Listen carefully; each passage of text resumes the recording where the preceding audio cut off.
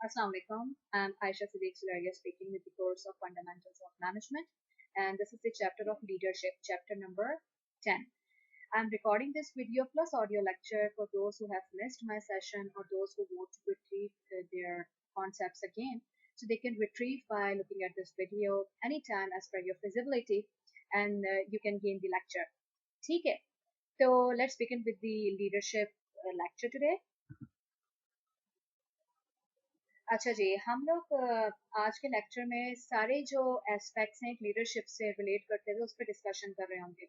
Leadership क्यों important है, क्यों पढ़ाई जाती है, why leaders are emerging, why leaders are important, is manager और leader similar, are leaders born और मेड। इस तरह के जितने सवालात हमारे जहन में होते हैं कि लीडर लीडर बनता कैसे है या लीडर लीडर होता क्यों है, और उसका इन्फ्लुएंस होता है कि नहीं होता अगले इंसान पे, वो लीड कैसे करता है, मैनेजर्स आइडियली लीडर्स होते हैं कि नहीं होते हैं। ये सारी बातें इंशाल्लाह आज हम आपके साथ डिस्कस कर रहे हैं, और इससे यकीनन आपको बहुत फ़ायदा होगा कि आपने भी लीडरशिप के रोल्स में इंशाल्लाह आगे जाना है। तो चीज़ों को अंडरस्टैंड करना, चीज़ों की नॉलेज होना बहुत ज़रूरी होती है, तभी आप उस काम में एक्सेल करते हैं। तो इंशाल्लाह जब आप मैनेजर की पोजीशंस पे होंगे, आप लीडर्स की पोजीशन पे होंगे, so you would be having that idea कि आपने चीज़ों को लीड कैसे करना है, यानी how you have to set your particular direction. वो इंशाल्लाह उस पर मैं आज आप लोगों के साथ बात कर रही होंगी। तो let's begin with the lecture. सबसे पहले ही हमने चीज़ जो यहाँ पे लिखी हुई है, that is what is leader. ठीक है, so if we talk in simpler term, अगर आसान लफ्जों में बात करें तो लीडर समवन जिसका इन्फ्लुएंस होता है, जिसके पास अथॉरिटी होती है किसी को लीड करने की, चाहे वो उसके एम्प्लॉयज हों, चाहे उस लीडर की वो टीम हो, टास्क फोर्स हो, या उसके फैमिली मेंबर्स हों, कोई भी। ठीक है, हम एक बात करें कि एक ऐसे शख्सियत की जिसके पास इन्फ्लुएंस है, जिसके पास एक अथॉरिटी है अगले को डायरेक्शन देने की, अगले से काम करवाने की, अगले को लीड करने की, उसे हम कहते हैं लीडरशिप, यानी लीडर, लीडर का रोल। और जब लीडर का रोल इन्फ्लुएंस करने से एक टास्क परफॉर्म हो जाए, या वो काम जिसका एक रिजल्ट सामने आ जाए, कोई भी काम जिसके लिए आपने लीडरशिप यूज किया, आपने किसी से वो काम करवाया और इवेंचुअली उसका रिजल्ट निकल आया, तो उसे हम कहते हैं लीडरशिप का एक थॉरो प्रोसेस।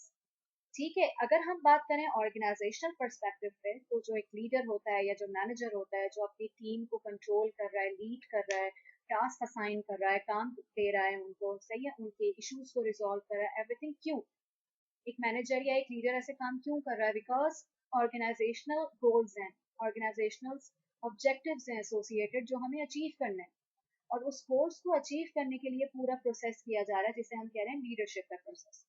ठीक है जी, तो इसे कहते हैं लीडरशिप। अगर हम बात करें, जो पॉइंट नंबर 3 लिखा हुआ है कि ideally all managers should be leaders, what does it means actually? इसका मतलब क्या हुआ? इसका मतलब ये हुआ कि जैसे कि मैंने आपको सेशन नंबर 1 में, जो हमने सबसे पहला चैप्टर पढ़ा था, उसमें मैंने आपको हेनरी फेयोल के फंक्शंस पढ़ाए थे। ठीक है, जिसमें planning, organizing, leading and controlling था। तो लीडिंग वाला फंक्शन बताने का मकसद भी उस टाइम यही था, और उसको अब दोबारा रिकॉल करके आपको एक प्रॉपर टॉपिक में पढ़ाने का मकसद ये है कि मैनेजर की कोर रिस्पॉन्सिबिलिटी होती है टू लीड समवन, या leading is a core function of management. जब तक आप लीड नहीं करना सीखेंगे अगले को, या जब तक आपको यही नहीं पता होगा कि व्हाट इज लीडरशिप, या अगले के मसले कैसे सॉल्व करने हैं, अगले को लीड कैसे करना है, how we have to show the particular direction to someone, you cannot be a good or effective manager or leader. So that's why leading is an important pertinent element, और leading के बगैर management अधूरी है।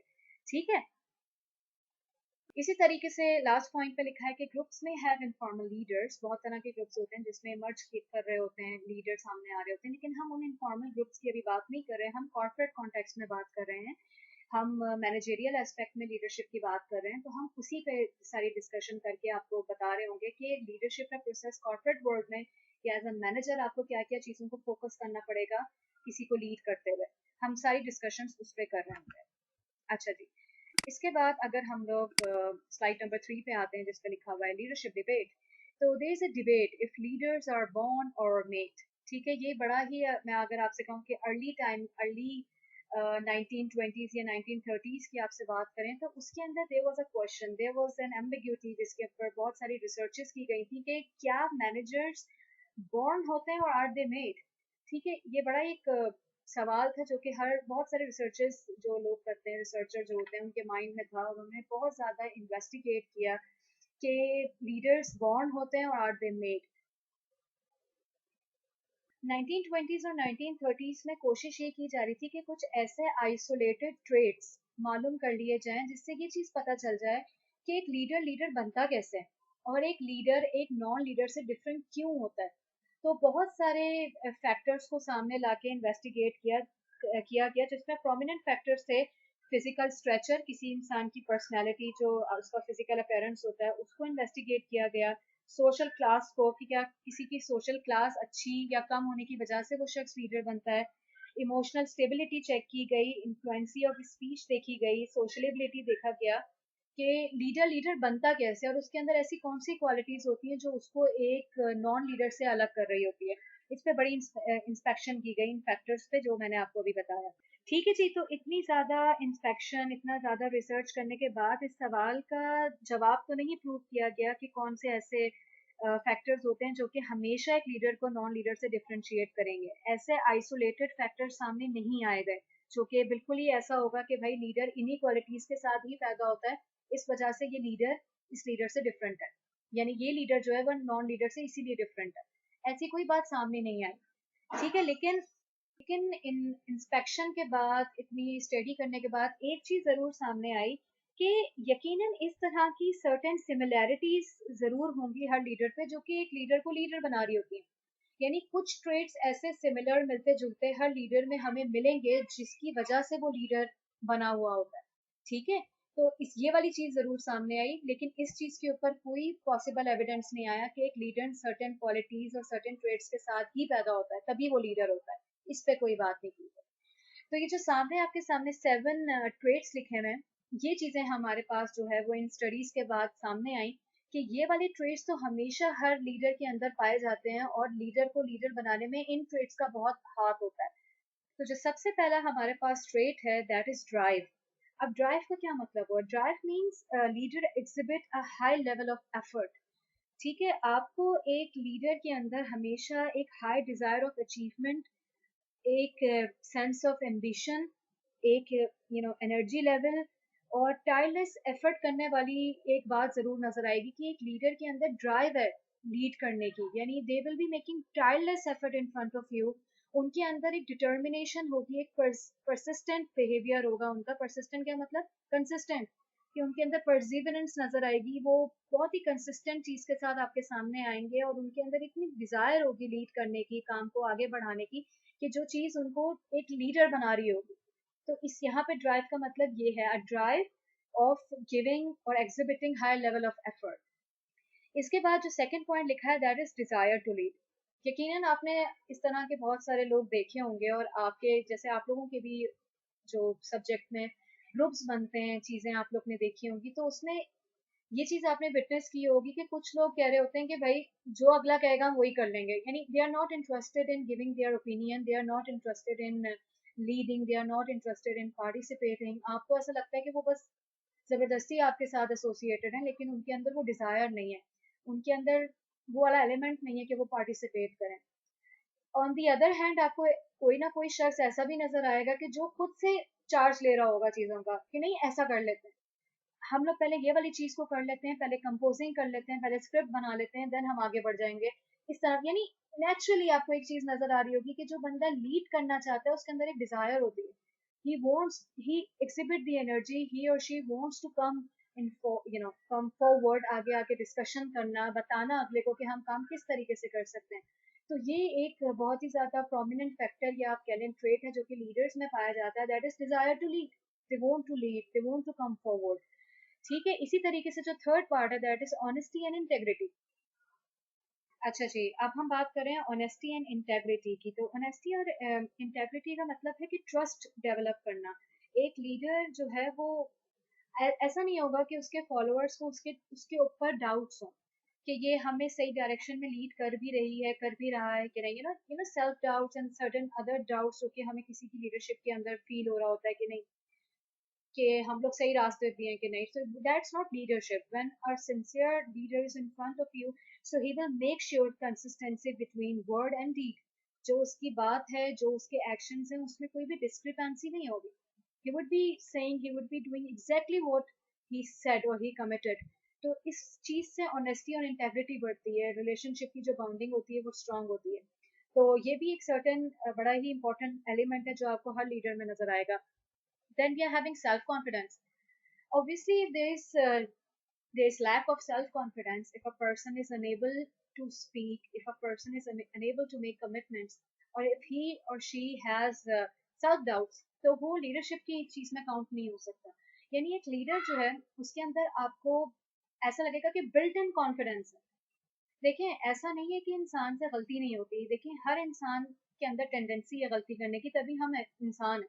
इंसान खता का पुतला है, गलती हो सकती है इंसान से. लेकिन देखें, आपके अंदर कॉन्फिडेंस होना, आपके अंदर एक पॉजिटिव एटीट्यूड होना, किसी चीज को आप पॉजिटिवली देख रहे हैं, एक चीज के ऊपर आप, यानी आपको अपने ऊपर बहुत उम्मीद है और आपको ऐसा लगता है कि अगर हम ये चीज इस तरीके से करेंगे तो हम इंशाल्लाह उसमें जरूर आगे बढ़ेंगे. एक ये वाला एटीट्यूड होता है. एक ये एटीट्यूड होता है कि आप अनसर्टन है, यानी आपको यही नहीं क्लियर कि आप इस चीज को लीड कर भी सकते हैं कि नहीं.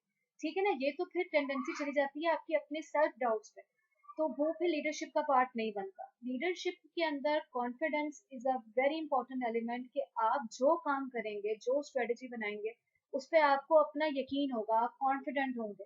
आप कॉन्फिडेंट इन टर्म्स ऑफ लोगों से बात करने में होंगे, आप कन्विंस करना जानते होंगे लोगों को, अपने फॉलोअर्स को, आप बात मनवाना जानते होंगे.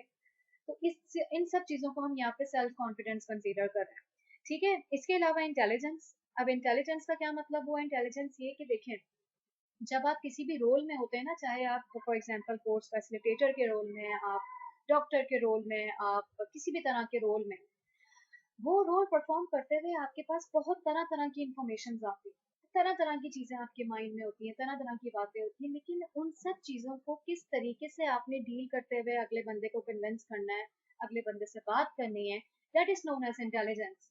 कि आप कितनी स्मार्टली अगले बंदे को हैंडल कर रहे हैं. फॉर एग्जाम्पल, अगर कोई कोई बैड न्यूज है, कोई ऐसी चीज है जिससे कोई अपसेट माहौल हो सकता है, तो आपने उसको भी बड़े तरीके से अगले को एक्सप्लेन करना होता है, अपना इंटेलिजेंस यूज करते हुए.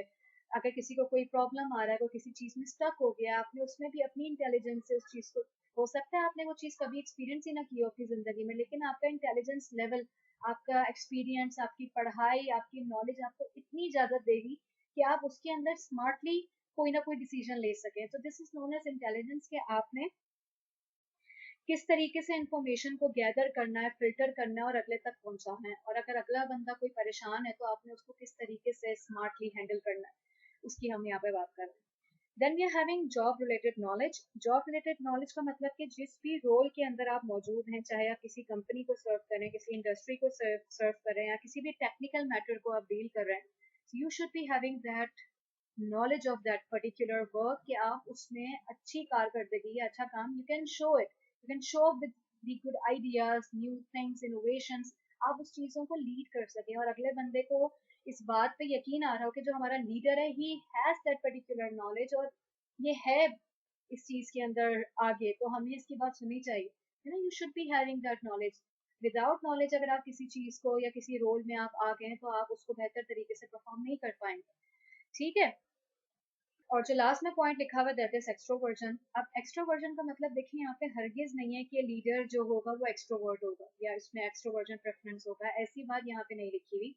एक्सट्रोवर्जन का मतलब ये है कि एक लीडर, चाहे वो इंट्रोवर्ट हो चाहे वो एक्सट्रोवर्ट हो, उसके अंदर सोशल एबिलिटी वाले स्किल्स मौजूद हों, उसको दूसरे से इंटरेक्ट करते हुए परेशानी ना हो रही हो. He should be having that feeling of empathy, sympathy, emotional intelligent होना, कम्युनिकेशन बैरियर ना आए उसके बीच में. He should be that smart कि वो लोगों को पॉजिटिवली इन्फ्लुएंस कर सके, लोगों से असर्टिव हो, लोगों की बात सुन सके. ऐसा ना हो कि वो खुद ही बात करने में अनकंफर्टेबल हो. तो हम यहाँ पे एक्सट्रोवर्जन इस चीज की बात कर रहे हैं. As I have myself work in the capacity of personalities, तो मुझे अंदाजा है कि एक्सट्रोवर्जन इंट्रोवर्जन वाली बातें क्या होती हैं. देखिए, इंट्रोवर्ट्स भी बहुत सारे लीडर्स हमारे पास हैं जो जिन्होंने इंट्रोवर्जन, जिनका प्रेफरेंस इंट्रोवर्जन था, but they are the remarkable leaders. लेकिन यहाँ पे हम कहना ये चाह रहे हैं कि बेशक एक बंदा इंट्रोवर्ट भी हो, लेकिन उसको अगले से बात करने के लिए एक्सट्रोवर्जन ही करना पड़ता है. He has to interact, he has to speak up. तो वो वाली स्किल्स बहुत पॉलिश्ड होनी चाहिए एक लीडर की कि वो एक्सट्रोवर्जन में बहुत अच्छा हो, बातचीत करना जानता हो, अगले बंदे को कन्विंस करना जानता हो, उसकी परेशानी को डील करना जानता हो.